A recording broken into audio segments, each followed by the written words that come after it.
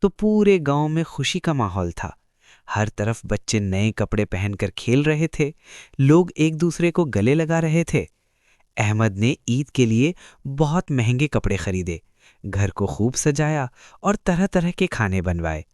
اس کے گھر میں مہمانوں کی بھیڑ لگی ہوئی تھی، لیکن احمد اپنے چھوٹے بھائی علی کو یاد نہ کر سکا۔ دوسری طرف علی کے پاس نہ نئے کپڑے تھے اور نہ ہی زیادہ کھانا۔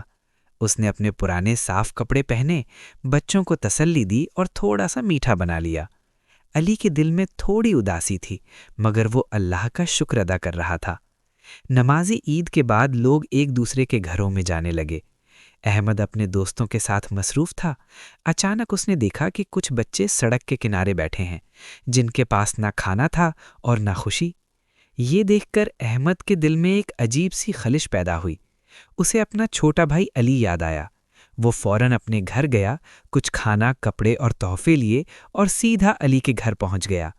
علی نے دروازہ کھولا تو احمد کو دیکھ کر حیران رہ گیا۔